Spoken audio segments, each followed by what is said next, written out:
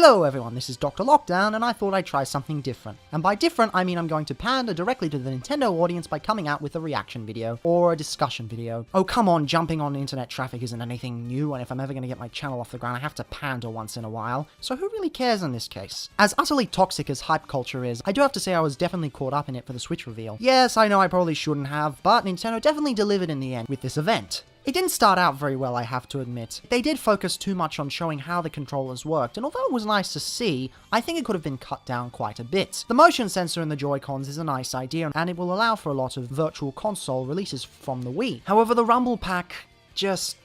Why? Why is this a thing? And also that way of determining how close something is...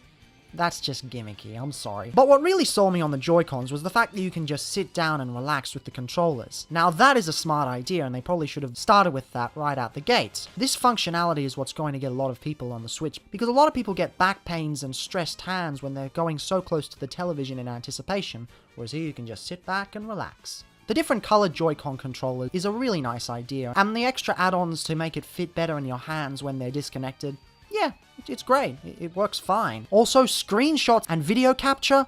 Oh my god, that's going to be fantastic. 1-2-Switch is completely stupid, and no one is going to buy it because it's just a gimmick for casual gamers. I'm sorry, but I have no reason to buy this. Also, is it just me or does the guy in this look like the king from Final Fantasy 15, Kingsglaive? Yeah, I haven't actually played the game, but I have watched Kingsglaive, as you can see my review for it over here. But the game is so gimmicky to the point that it's not even a game anymore. You don't even look at the television. I don't think it's going to sell well at all. ARMS, on the other hand, now this is where Nintendo really started pushing this presentation into overdrive.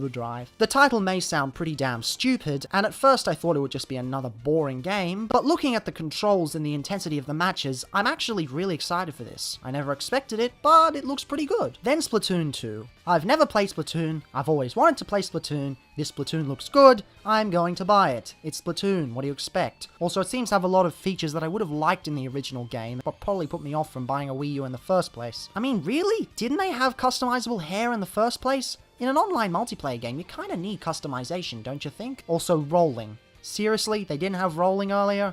Oh, whatever. I don't really get Nintendo sometimes anyway. Besides, they do say the first game usually just hypes up the sequel anyway. Usually the first game introduces the concept and the sequel makes it a lot better. Looking at you, every first-person shooter ever. Super Mario Odyssey was not what I was expecting, and I'm a bit worried it'll fall into the trap that Super Mario Sunshine did, focusing too much on gimmicks. However, the open world does seem pretty unique, and the multiple lands do look stunning. My main concern, though, is that this will just be another open sandbox with nothing to do in it. Knowing Nintendo, it probably won't be like that. However, who knows? It could always be. It looks more like it's going to be cut off areas that form separate levels, and then you have an open hub world. And that's fine. That's actually really, really good. But I wouldn't exactly call this open world. I legitimately cried tears of joy when I discovered that they were making a new Xenoblade game. However, I still have my complaints about the art style. Knowing that an art style doesn't always make or break a game, it's fine, and I know Monolith Soft will create a decent game at least. And it's great that they're going into a semi-linear form again, with it looking like you're going to climb several parts of the tree, just like you would climb several parts of the Bionis and Mechonis. But honestly, this feels more like a Bravely Default game than it does a Xenoblade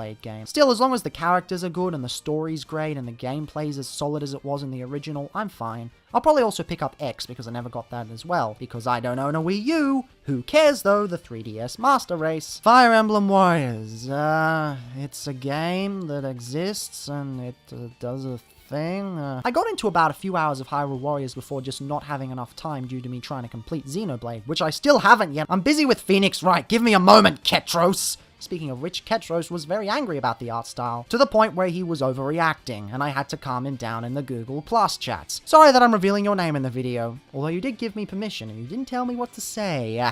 But I digress. Hyrule Warriors was actually quite good. I just haven't had the time to get into it. And I will get into it, and I'll probably love it. I mean, especially the soundtrack is good. As a musician myself, I really think a soundtrack can make or break a game, and since the soundtrack's good enough, I can probably play it for that reason alone. However, Fire Emblem Warriors? Fire Emblem's a more slow and tactical game. Is this really gonna work? They better put some tactics in there. If they slow it down too much, it's gonna take away from the Dynasty Warriors aspect, but if they speed it up, it's gonna take too much from the Fire Emblem status. It's just a bit of a no-win situation. Shin Megami Tensei 5. Yes, so much yes. I really want to play this, but first I better play 4 and the spin-offs of 4 because honestly I haven't had the time. This is what happens when you buy too many games on sale. Octopath Traveler is a definite get for me, because from the art style alone, this game looks beautiful. Damn it, Square Enix, stop making me want to buy your games! And damn it me, why do I have to be so obsessed with JRPGs in the first place? They take so long to complete and I buy all of them and then I have no time left. In the montage of games that was revealed, I spotted NBA and Minecraft.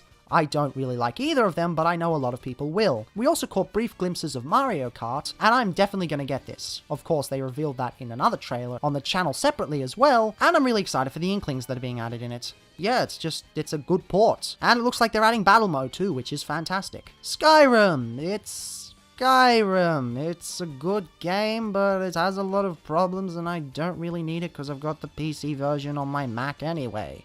Yay! And then finally, the second time I cried in this, and yes, it's manly to cry. Don't hold back your feelings. Be manly and reveal them to the world. Be strong. Don't let society bring you down. Cry for the Breath of the Wild trailer. Cry, damn it, cry. I hope they have the Japanese voices, because the English voices in the American trailer that was released later kind of seem bland. Oh well, it's the sub versus dub debate again, and if they really don't have it, I'll probably just learn Japanese and get the Japanese version, because no region locking. Hey! And damn, release dates. They're gonna make it on release dates.